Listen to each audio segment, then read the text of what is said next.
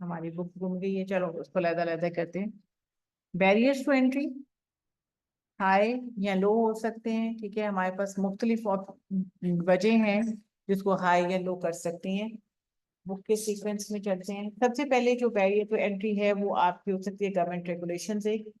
Government के regulation अगर आपकी इंडस्ट्री में ज्यादा है, हाई है, गवर्नमेंट आपसे कहती है जी लाइसेंसेस लें, रजिस्ट्रेशन कराएं, तो कंपेटिटर का आना आसान हो जाएगा, मुश्किल होगा। इसका मतलब है कि बैरियर टू एंट्री जो है वो हाई हो जाएगा, ठीक है। दूसरा आ जाता है आपके पास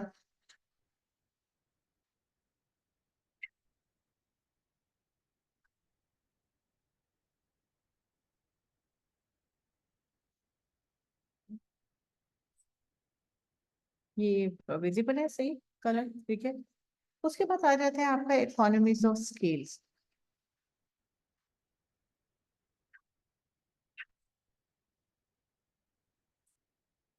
आपका बिजनेस ऐसा है कि जिसको करने के लिए आपके कंपटीटर को इकोनॉमीज ऑफ स्केल चाहिए, ठीक है। और आपको पता है कि इकोनॉमीज ऑफ स्केल का मतलब है कि बहुत लार्ज लेवल पर आप ऑपरेट कर रहे हैं, तो बैरियर्स टू एंट्री लो है। क्योंकि हर ऑर्गेनाइजेशन के पास इतने रिसोर्सेज नहीं होते कि वो बहुत लार्ज स्केल पे ऑपरेट करे और आपके लिए कंपटीशन का जो है वो डर रीजन जो है वो साबित हो सके। देन देयर इज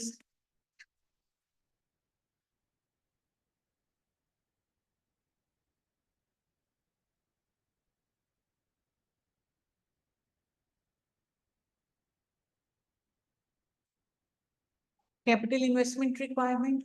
आपकी इंडस्ट्री ऐसी है जिसके अंदर एंटर होने के लिए बहुत ह्यूज कैपिटल चाहिए। आप कह रहे हैं जी मैं एक एयरलाइन खोल लूं, ठीक है, तो थोड़े से कैपिटल से नहीं हो सकता। आपकी इंडस्ट्री कैपिटल इंटेंसिव है, आप इलेक्ट्रिसिटी कंपनी खोलना चाह रहे हैं, तो बैरियर टू एंट्री हाई है, कंपिटिटर्स इतनी जल्दी यहाँ पर नहीं आएंगे। इसके अलावा क्या हो सकता है कि आपके पास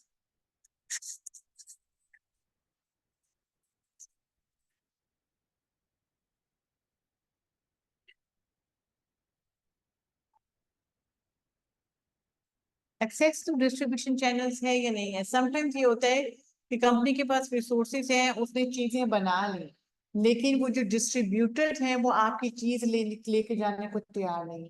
थोड़े डिस्ट्रीब्यूटर हैं और वो आपका प्रोडक्ट लेके नहीं तैयार। ये नहीं कि उनको आपका प्रोडक्ट पसंद नहीं है, हो सकता है कि जो ऑलरेडी कंपनीज थी उनके साथ उन्होंने कॉन्ट्रैक्ट साइन किए हुए हैं कि भाई हम आपके अलावा किसी दूसरे का प्रोडक्ट नहीं लेके जाएंगे।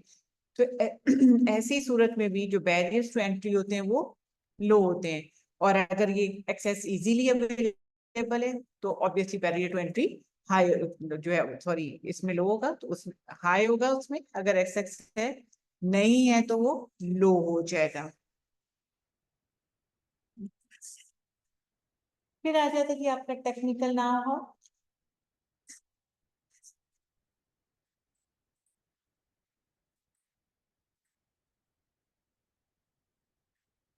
आपका बिजनेस ऐसा है कि उसके लिए किसी पर्सन के पास कोई स्पेशल टेक्निकल नॉलेज स्किल होना चाहिए, तो भी बैरियर्स टू एंट्री जो है वो हाई हो जाते हैं। आप एक चार्टर्ड अकाउंटेंसी फर्म खोलना चाह रहे हैं, आपके पास पैसे भी हैं, ठीक है, लेकिन आपके पास डिग्री नहीं है, तो आप उस फर्म को ओपन नहीं कर सकते। तो आपका बिजनेस ऐसा है जिसके लिए कोई स्पेशल सर्टिफिकेशन, कोई स्पेशल टेक्निकल ना हो चाहिए, तो तब भी बैरियर्स टू एंट्री जो है वो हाई है।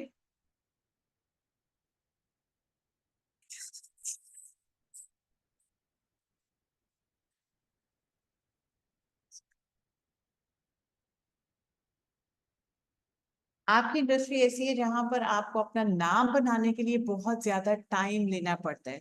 जैसे एक फैशन लीडर है, वो फॉरेन फैशन लीडर नहीं बन जाता, ओवर द इयर्स एक्सपीरियंस चाहिए। आप किसी ऑटोमोबाइल पे जाएं, एक मैकेनिक है जो उसका जो मास्टर बनने का प्रोसेस है वो सालों में मुहित है, तो उसे कहा जितना ज्यादा टाइम उस लेवल तक पहुंचने के लिए लग रहा है उतना ही बैरियर टू एंट्री भी हाई होते जा रहे हैं, क्योंकि ये लोगों के लिए एक डिस्करेजमेंट है कि नहीं, इस पर बहुत ज्यादा टाइम लग सकता है। ठीक है जी, फिर आ जाती है आपकी स्विचिंग कॉस्ट।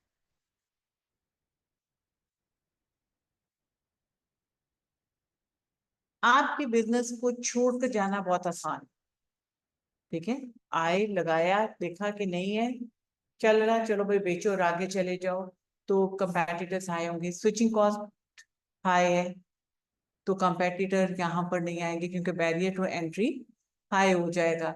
आपने एक पूरी फैक्ट्री मैन्युफैक्चरिंग सेटअप लगाया, वो नहीं चला, तो वो मशीनरी बेचना इतना आसान काम नहीं है, उसको फौरन बंद करना इतना आसान काम नहीं है। लेकिन आपने एक छोटी सी दुकान खोली हुई, आपने खुद अपनी कंसल्टेंसी फॉर्म थी, आपने बंद कर दी, तो बहुत ज्यादा कोई नुकसान हो रहा है उसमें।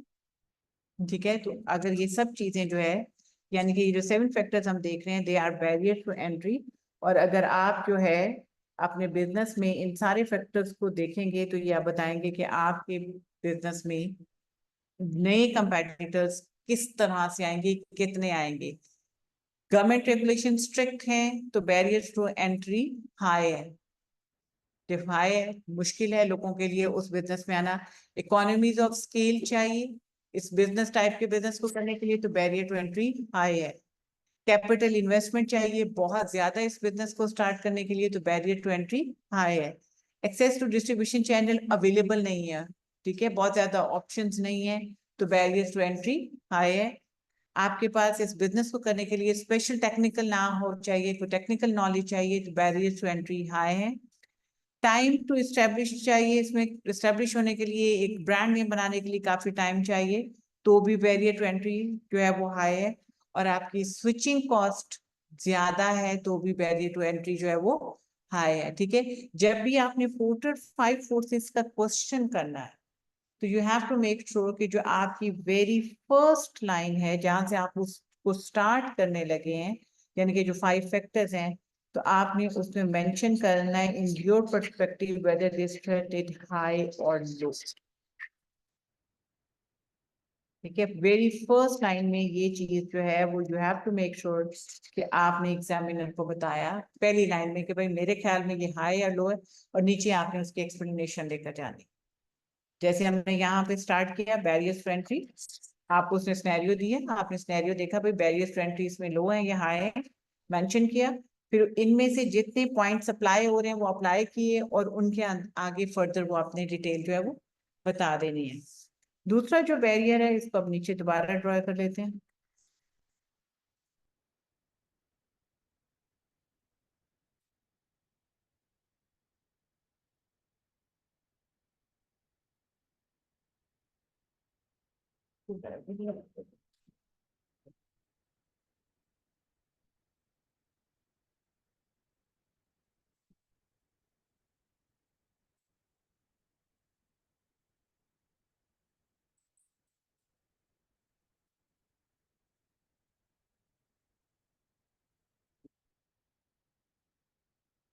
ये जो बैरियर टू एंट्री है ये हमारे क्या थे, थ्रेट्स फ्रॉम न्यू एंट्रेंट्स।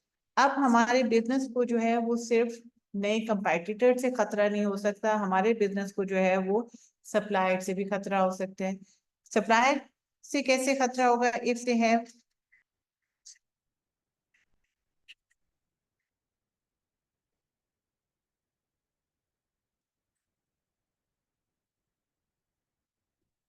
अगर इनकी बार्गेनिंग पावर बहुत स्ट्रांग है। सप्लायर की बार्गेनिंग पावर कैसे स्ट्रांग होगी, फ्यू सप्लायर है, स्केर्स मटेरियल है ही उसके पास है, ठीक है, या जितनी क्वांटिटी में आपको चाहिए उतनी क्वांटिटी में दूसरे सप्लायर सप्लायर दे नहीं सकते, वो मेजर सप्लायर है उस चीज का। तो ये सब चीजें क्या कर रही हैं, आपके सप्लायर को एक स्ट्रॉन्ग पोजीशन में देकर आ रही। अब आपको सप्लायर की माननी पड़ेगी। कब सप्लाई की माननी है, लिमिटेड नंबर ऑफ सप्लायर्स हैं, ठीक है। आपके पास जो वो प्रोडक्ट लेकर आ रहा है, प्रोडक्ट आपको प्रोवाइड कर रहा है, वो रिसोर्स है वो यूनिक है, या आपकी प्रोडक्शन का वो एक मेजर प्रोडक्ट है, या आपको जितना साइज ऑफ सप्लाई चाहिए, ठीक है, उतना जो है उसके अलावा और कोई सप्लाई प्रोवाइड नहीं कर रहा, तो ये सब चीजें मिलकर सप्लाई की बार्गेनिंग पावर को हाई कर देती हैं। बहुत सारे सप्लायर अवेलेबल है मार्केट में, तो बार्गेनिंग पावर सप्लाई की हाई होगी, लो होगी। आप आराम से एक से दूसरे के पास जा सकते हैं, बार्गेनिंग पावर हाई होगी या लो होगी। ये जो आप आराम से एक जगह से दूसरी जगह जा सकते हैं, इसे हम कहते हैं स्विचिंग कॉस्ट। यानी कि आपने सप्लाई छोड़ा और दूसरे के पास चले गए, कोई कॉस्ट नहीं बियर करनी पड़ी, आपने कोई कॉन्ट्रैक्ट नहीं लिखा हुआ, तो भी बार्गेनिंग पावर ऑफ सप्लाई जो है वो कम है। अगर स्विचिंग कॉस्ट हाई होगी तो उसकी बार्गेनिंग पावर जो है वो स्ट्रॉन्ग हो जाएगी, ठीक है। ये 5 फैक्टर्स क्या करेंगे, सप्लायर की बार्गेनिंग पावर को हाई कर देंगे। क्या करेंगे, लिमिटेड नंबर ऑफ सप्लायर है, आपका सप्लायर जो है वो स्केर्स रिसोर्स दे रहा है, आपको जो सप्लाई दे रहा है वो आपकी मेजर डिमांड है, मेजर जरूरत है, और वो लार्ज क्वांटिटी में आपको दे रहा है। सप्लायर को स्विच करना मुश्किल है, स्विचिंग कॉस्ट हाई है, तो आप जल्दी से उसको छोड़कर नहीं जा सकते। ये सारी चीजें क्या कर रही हैं, सप्लायर की बार्गेनिंग पावर को स्ट्रॉन्ग कर रही हैं, और वाइस वर्सा करेंगे तो उसको वीक कर रही हैं। चीज भी इजीली अवेलेबल है, स्विचिंग कॉस्ट भी कोई नहीं है, सप्लायर भी ढेर अवेलेबल है, वो मेरा कोई इतना खास रिसोर्स नहीं है, मेरा कोई खास जरूरत नहीं है प्रोडक्शन की, तो बार्गेनिंग पावर ऑफ सप्लाई क्या हो जाएगी, कम हो जाएगी। फिर वोटर कहता है कि जी आपको कस्टमर से भी खतरा है।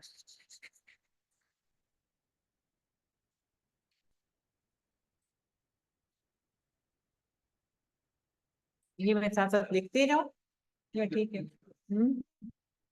Bargaining power of customer strong होगी जब आपका वो एक मेजर कस्टमर है, डेफिनेटली। नंबर ऑफ कस्टमर्स कम है, ठीक है, पहले ही कम है, वो भी छोड़ गया तो मसला खराब हो जाएगा। कस्टमर जो है वो लार्ज क्वांटिटी में आपको बाय कर रहे हैं, आपका लॉयल कस्टमर है, रेगुलर कस्टमर है, ठीक है, या आप और आपका कंपेटिटर जो है उसके प्रोडक्ट में कोई फर्क नहीं है, आप ही देंगे वो आराम से साथ वाले से जाकर ले लेगा, दोनों में कोई जो है वो डिफरेंस नहीं है।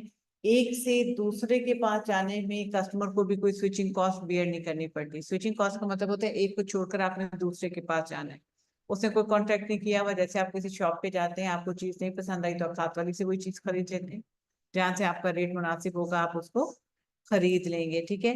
कस्टमर की बार्गेनिंग पावर बहुत हाई होगी अगर प्राइस सेंसिटिविटी है, आप और आपका राइवल प्राइस कंपटीशन में है, स्लाइड सा भी प्राइस लो होगी तो कस्टमर मूव कर जाएगा, तो अब कस्टमर स्ट्रॉन्गर पोजीशन में वो आपसे सस्ता डिमांड करेगा। चौथी फोर्स जो आती है वो आती है आपकी थ्रेट्स फ्रॉम सब्स्टिट्यूट्स।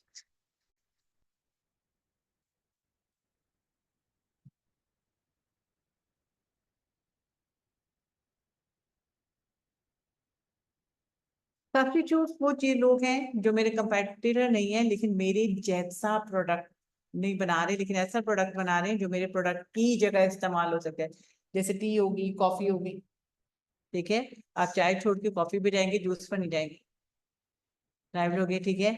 आप फ्यूल को देख लें, ऑयल पे भी चीज, पेट्रोल पे भी गाड़ी चल रही है, गाड़ी इलेक्ट्रिक पावर पे भी चल रही है, रिक्शा पेट्रोल पे भी चल रहा है, रिक्शा सीएनजी पे भी चल रहा है, तो क्या हो गया, आपका सब्स्टिट्यूट हो गया। तो आपको ये देखना है कि आपके सब्स्टिट्यूट के पावर कितना इजीली कस्टमर आपके प्रोडक्ट को छोड़ के सब्स्टिट्यूट पे चला जाए। अगर वो बड़ा इजीली चला जाएगा तो थ्रेट फ्रॉम सब्स्टिट्यूट हाई है, ठीक है। अगर वो इजीली नहीं जा रहा तो थ्रेट फ्रॉम सब्स्टिट्यूट लो है। आप कॉफी पीते हैं, नहीं अवेलेबल तो चाय पी लेंगे, ठीक है, बहुत ज्यादा स्विचिंग कॉस्ट तो नहीं आ रही, ठीक है। लेकिन आप बाय एयर ट्रेवल करने के शौकीन हैं और आपको बाय बस का ऑप्शन मिल जाए, हालांकि आप बस भी आपका सब्स्टिट्यूट है, आप जा सकते हैं, लेकिन चांसेस कम है या ज्यादा है, लोकल में ज्यादा है, और अगर आपने इंटरनेशनल करना है तो फिर तो काफी कम हो जाते हैं। तो थ्रेट फ्रॉम सब्स्टिट्यूट भी देखें, एक तो एग्जिस्टेंस ऑफ सब्स्टिट्यूट, क्या क्या सब्स्टिट्यूट्स आपके अवेलेबल है वो आपने देखना है, प्लस आपने देखना है कि सब्स्टिट्यूट की प्रोडक्ट की परफॉर्मेंस कैसी है, मेरा कस्टमर अगर इजीली जा रहा है, वो उससे सेटिस्फाइड हो रहा है, तो ये मेरे लिए प्रॉब्लमेटिक है। हो सकता है कि वो नेक्स्ट टाइम भी वही प्रोडक्ट ले ले मेरे पास, मेरी चीज वो दे ही ना। ठीक है, कॉस्ट ऑफ स्विचिंग हाई है तो वो तो नहीं जाएगा, नहीं है तो वो आराम से इजीली जो है वो चला जाएगा।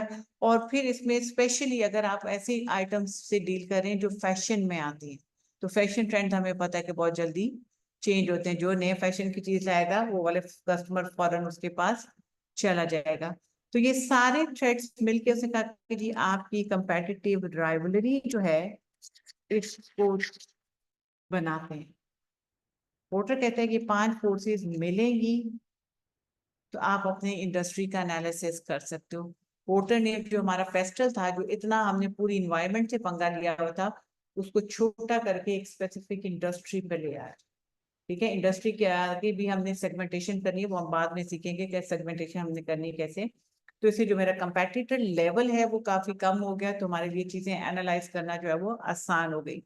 तो पोर्टर ने कहा कि ये 5 फोर्सेस जो हैं, ये 5 फोर्सेस यानी कि threat from new entrants, bargaining power of customer, bargaining power of supply and threat from substitute, ये मिलके कंपेटिटिव राइवलरी को जन्म देती हैं। जब हम कंपेटिटिव राइवलरी देखते हैं तो ऑब्वियसली सबसे पहले तो मुझे पता होना चाहिए मेरे नंबर ऑफ कंपेटिटर्स हैं कितने, उनका प्रोफाइल क्या है, ठीक है, मेरे साथ कितने हैं, उनकी मेरे प्रोडक्ट के साथ क्वालिटी क्या है, मेरा प्रोडक्ट उनकी प्रोडक्ट से कैसे डिफरेंट है, ये दोनों में कोई डिफरेंस है ही नहीं तो फिर ज्यादा प्रॉब्लमेटिक है। डिफरेंस है तो ऑब्वियसली हम उस डिफरेंस को ही हाईलाइट करते रहेंगे, भाई देखो मेरा प्रोडक्ट ये दे रहा है, दूसरा नहीं दे रहा। ठीक है, कस्टमर आपका लॉयल है या नहीं है, ये भी मैटर करेगा। ठीक है, और अगेन आप ये देखेंगे कि जो मार्केट है, इस मार्केट में जो कंपेटिटर मेरा बैठा हुआ है, क्या वो इजीली मार्केट छोड़ के जा सकता है या नहीं जा सकता। कुछ बिजनेसेस में आपको अंदाजा है कि बहुत इजीली, एक रेडी वाला 2 रेडी वाले साथ हैं तो उसने अपनी कार्ट ली और कहीं और जाके खड़ा हो गया, उसको लगा कि नहीं भाई दोनों का गुजारा नहीं हो रहा, कस्टमर डिवाइड हो रहा है तो मैं कहीं और चला जाता हूँ। लेकिन आपने एक फैक्ट्री लगाई हुई है तो उसको इतनी जल्दी आप एग्जिट नहीं कर सकते।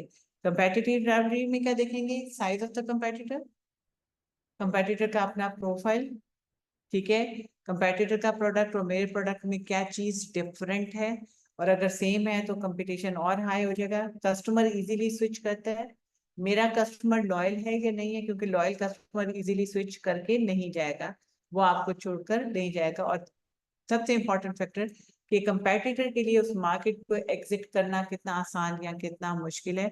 जितना मुश्किल होगा उतना ऑब्वियसली कंपेटिटर भी डटा रहेगा, तो मेरा कंपटीशन उतना ही स्ट्रिक्ट जो है वो होता जाएगा। पोर्टर 5 फोर्सेस क्या है, इंडस्ट्री एनालिसिस है।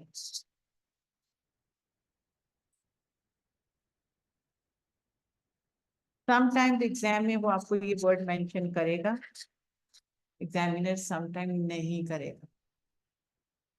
ठीक है, समटाइम्स वो इसको इंडस्ट्री लिख देगा, समटाइम्स वो पोर्टर्स लिख देगा। ठीक है, अगर वो वर्ड इंडस्ट्री यूज कर रहा है तो उसका मतलब है you have to write Porter's 5 forces. वो वर्ड इन्वायरमेंटल एनालिसिस यूज करता है तो you have to write PEST. ठीक है, वो पोजीशन एनालिसिस का वर्ड यूज करते हैं तो हमें स्वॉट लिखना है, जो अभी हमने करना है। तो आपने जब पेपर में देखना है तो you have to be very careful कि एग्जामिनर ने क्या वर्ड जो है वहां पर यूज किया है। ठीक है, क्लियर है यहाँ तक, इसका एक क्वेश्चन करें, चैप्टर के पे क्वेश्चन। आज ज्यादा ही नहीं थके हुए आप लोग।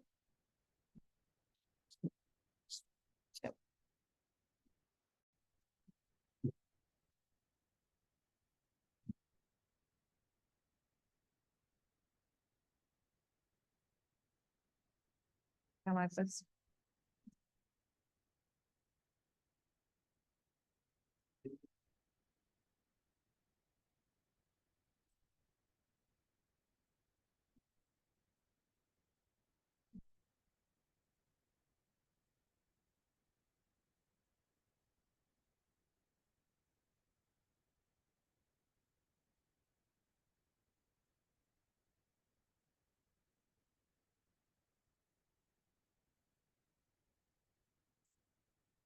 चलें जी। हम्म, हम पोर्टर 5 फोर्सेस अप्लाई करने जा रहे हैं लीगल सर्विस। लीगल सर्विसेज का मतलब एक लॉयर, जो लॉयर को छोड़ के पहले आप इसको एक टीचिंग सर्विसेज पर अप्लाई करें। थ्रेट फ्रॉम न्यू एंट्रेंट लो है हाई है? हाई है, क्यों? रीजन देनी है ना साथ।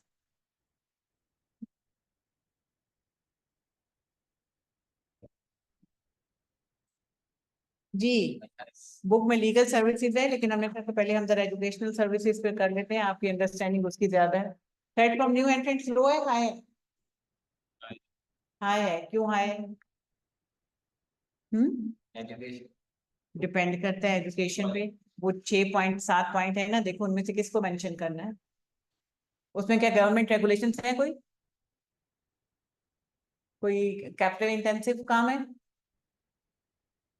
इकोनॉमीज ऑफ स्केल चाहिए? टेक्निकल नाउ हाउ चाहिए? सब्जेक्ट एक्सपर्टीज चाहिए या नहीं चाहिए? आपको एस्टेब्लिश होने के लिए टाइम चाहिए? चाहिए, ठीक है।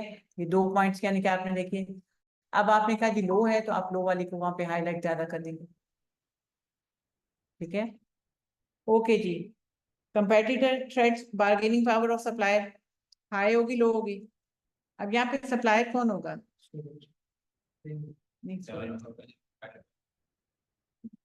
इंस्टीट्यूशन। उसकी बार्गेनिंग पावर हाई होगी लो होगी? हाई होगी, क्यों होगी?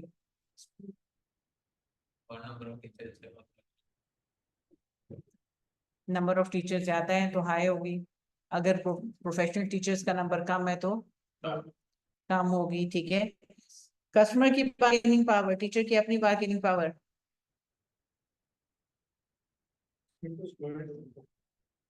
हम एक एजुकेशन इंस्टीट्यूशन में टीचर्स की हायरिंग पे बात कर रहे हैं ना।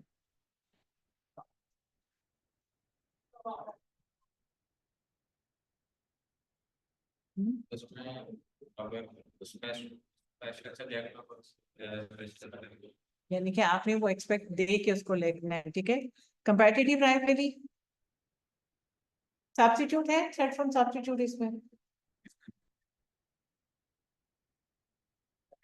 टीचर का कोई सब्स्टिट्यूट? बिल्कुल ऑनलाइन, ठीक है। वो सब्स्टिट्यूट है, एक थ्रेट है, तो उसमें कंपैटिटिव राइवलरी।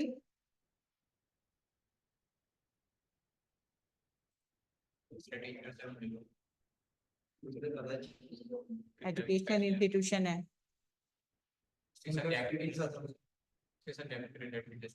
एजुकेशनल इंस्टीट्यूशन है।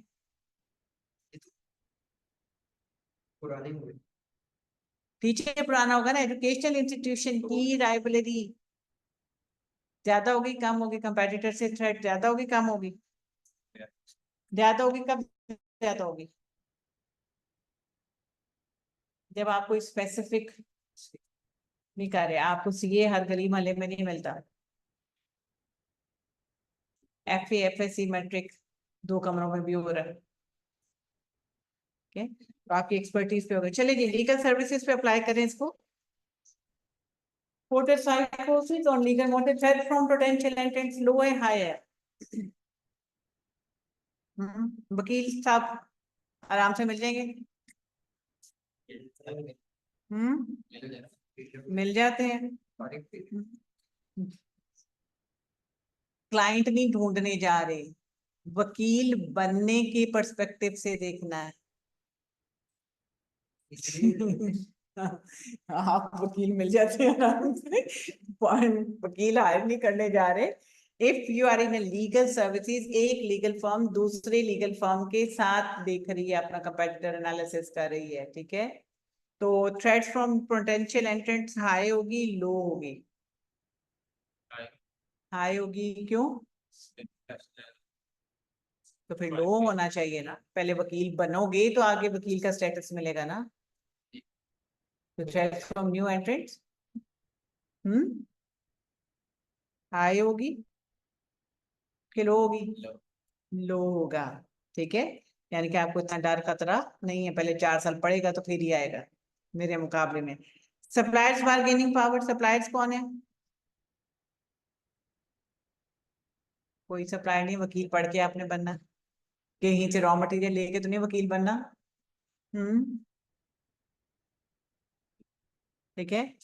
कस्टमर की बार्गेनिंग पावर, फॉर्म ज्यादा होगी तो कम, और कम होगी तो ज्यादा हो जाएगी। थ्रेड फ्रॉम सब्स्टिट्यूट, सब्स्टिट्यूट है इसका? नहीं है। लीगल सर्विसेज लॉयर ही दे सकता है, डॉक्टर नहीं दे सकता। कंपेटिटिव राइवलरी, इनके आपस में राइवलरी का क्या हाल होगा?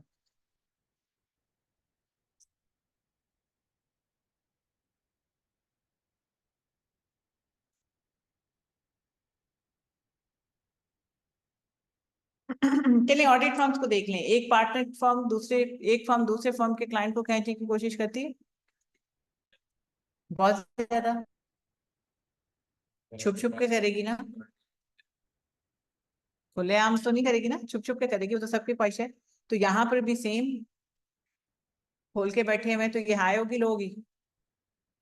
कंपेटिटिव राइवलरी वीक होगी, यानी कि ये आपस में एक दूसरे के क्लाइंट को अपेरेंटली सामने से खींचने की कोशिश नहीं करेंगे। ठीक है। तो यही मॉडल थी, उन्होंने कहा कि आप डीवीडीज या सीडीज पर अप्लाई कर दें। डीवीडीज और सीडीज कहाँ आ रही हैं? ऑनलाइन बेच रहे हैं आप, दुकान नहीं खोली हुई आपने, ऑनलाइन बेच रहे हैं। और अब आप अपना कंपेटिटर एनालिसिस या फाइव फोर्सेस एनालिसिस कर रहे हैं। Threat from potential entrants, Amazon पर आप सेल कर रहे हैं, हाई है लो है? लो होगी, क्यों होगी? हाई होगी, क्यों होगी? बिजनेस कर सकता है, ठीक है। लेकिन जो आपके ये Amazon या इस टाइप के प्लेटफॉर्म होते हैं, इनकी रिक्वायरमेंट्स बहुत ज्यादा होती है। इसका मतलब है कि थ्रेट फ्रॉम न्यू एंट्रेंट लो है। आपने एक सीडी की दुकान खोलनी है, फिजिकल शॉप, फिर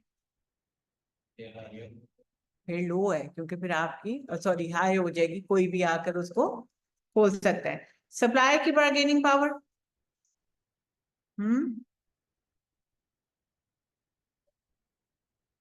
हम्म सप्लायर की बार्गेनिंग पावर